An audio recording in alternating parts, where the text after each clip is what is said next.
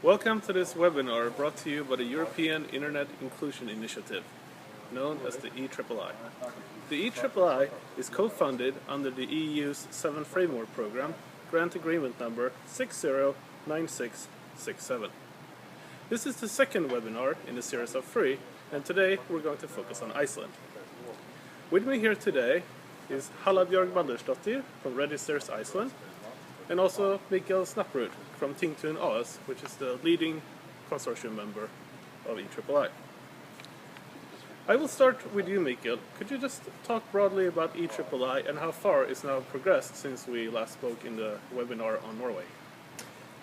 We are now reaching the end of the project, so we're actually in the last month of the project right now, and we're going to present the main results and the findings from the 2 years of research and work that we did together in the team tomorrow.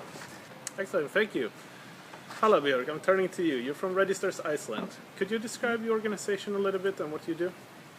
Yeah, I'm the director of e-government at Registers Iceland, and this agency, this public agency, operates the National Population Registry in Iceland and also the Properties Registry, and they also do the valuation of properties.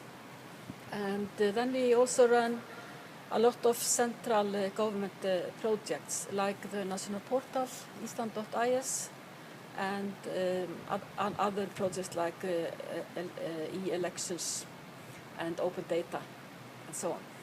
Great. And so how does web accessibility fit into your organization? And can you talk a little bit about the status of web accessibility in Iceland at the moment? Actually, we have been measuring accessibility every other year in Iceland since 2005. We have a web survey where we measure all the public agencies and municipalities, and we have been doing this every other year. And we measure content and usability, accessibility and services. Actually, we are running our 7th evaluation right now in September. And I think the scores, the accessibility scores, they were quite low in the beginning in 2005. But we have seen them increase slowly but gradually. So Hadla, you mentioned you run your own web accessibility measurement over several years. What has been sort of the trends? Has it improved generally or has it not? And if so, what are the barriers? For the first years, we did not see so much improvement. But since we have been doing this so often, people are they are aware of it now, and the ambitions have increased.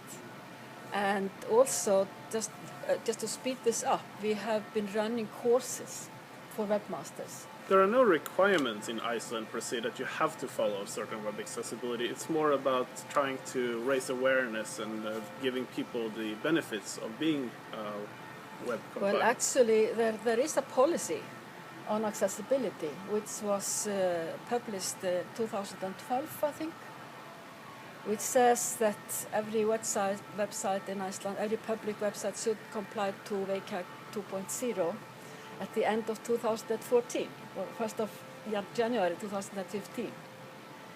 But it should comply to WCAG 2.0, not that it must do it. And Mikael, WCAG 2.0, we're getting into some technical terms. Maybe you can describe actually what it is. So these are internationally established guidelines from the W3C, and they are indeed adopted in somewhat different ways, but still the basis for all the legal requirements across Europe.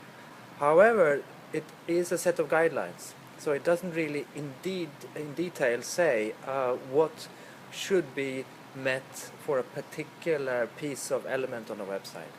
So to do this, we have initiated from the EIII project an activity under W3C called the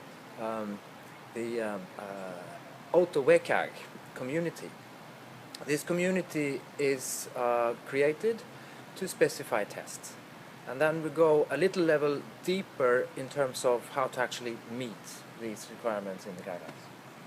And how much of these tests can you automate, Miko? Because a lot of difficulties in web accessibility is that it takes a lot of time to manually measure it. And so is it possible to automate some of the WCAG too? Some of them indeed, and we've been working on this for a while.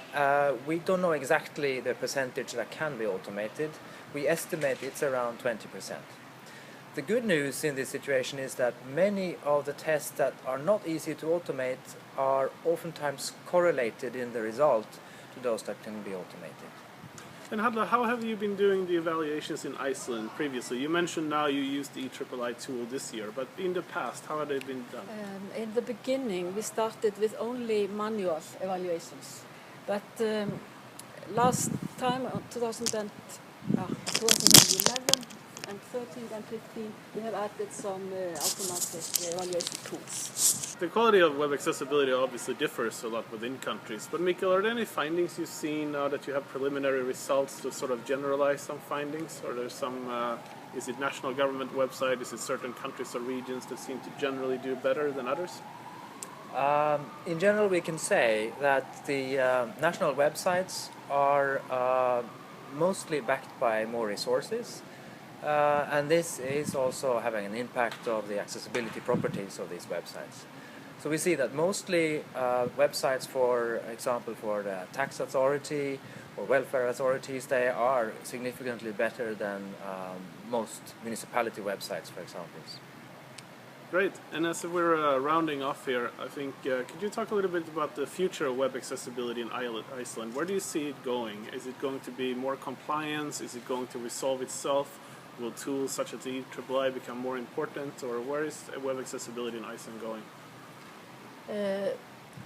As I said before, we have seen now that people are getting more and more ambitious about their websites. They really want to do things right. So I'm very optimistic that we will improve more rapidly than we have been doing in the past. Mm-hmm. And Mikael, is this something you see in other European countries as well? I think the attention that the proposed directive from the European Parliament has got has been quite helpful to drive some development, and I think also to have an impact on the focus of people responsible for websites. Terrific. And so from the EIII project, I would like to thank Mikael Snapperud from Think to Know Us, the lead agency in the consortium, and Hallabjörg Baldersdottir for being our guest today from Registers Iceland. Thank you. Thank you. Thank you.